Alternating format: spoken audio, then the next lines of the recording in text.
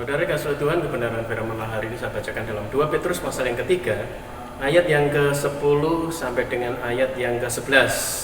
Tetapi hari Tuhan akan tiba seperti pencuri. Pada hari itu langit akan lenyap dengan gemuruh yang dahsyat, dan unsur-unsur dunia akan hangus dalam nyala api, dan bumi akan dan segala yang ada di atasnya akan hilang lenyap.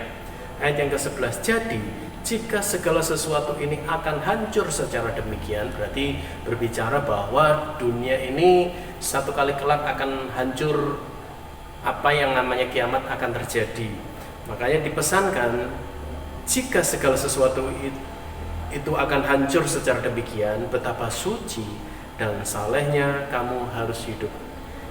Suci dan saleh berbicara tentang kehidupan rohani kita, menjaga hubungan vertikal dengan Tuhan, horizontal dengan sesama, di mana kita memiliki kasih kepada Tuhan, kita juga memiliki kasih kepada sesama. Kita mendengar Allah berbicara dan kita menerapkan ajaran firman Allah kepada sesama. Kita bertumbuh pada pengenalan yang benar akan Tuhan, kita pun juga mau memperkenalkan kehidupan kekristenan kita kepada orang banyak. Dan bagaimana kita hidup tunduk pada otoritas Tuhan, maka kita pun juga menyatakan diri sebagai pribadi yang juga tunduk kepada perintah firman Allah, sehingga kebenaran-kebenaran firman Allah itu memerdekakan kehidupan kita. Orang menjadi mengenal Yesus lewat kehidupan kita.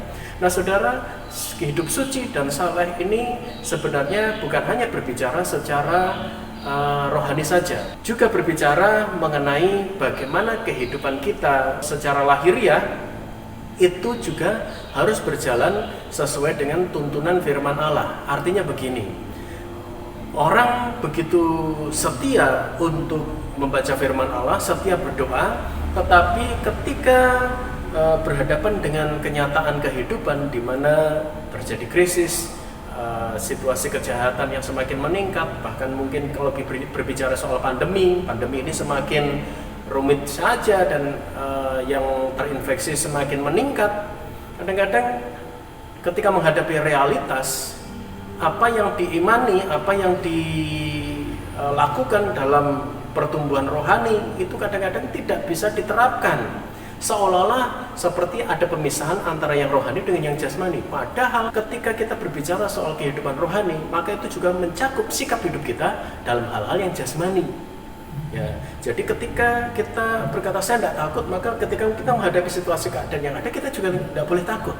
Ketika kita berkata saya percaya akan pemeliharaan Allah, maka ketika kita menghadapi kesulitan dengan realitas yang ada, kita pun juga harus meyakini bahwa kita juga akan dipelihara oleh Tuhan, kita akan dijaga oleh Tuhan.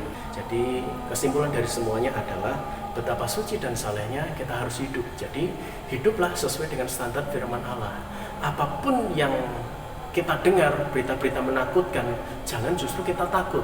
Apapun berita-berita hoax apalagi yang membuat orang bisa terpengaruh, kita jangan terpengaruh. Firman Allah ngomong apa? Firman Allah bicara apa? Ayo kita ikuti aja firman Allah. Makanya dikatakan betapa suci dan salehnya, ini bukan hanya sikap hidup kita, tetapi juga bagaimana kita harus juga memiliki pengenalan akan firman Allah, menggali lebih dalam akan firman Allah. Apa yang firman Allah katakan, itu yang kita ikuti, itu yang kita pegang, dan itu yang kita pakai sebagai dasar perjalanan iman kita. Puji nama Tuhan, Tuhan Yesus memberkati.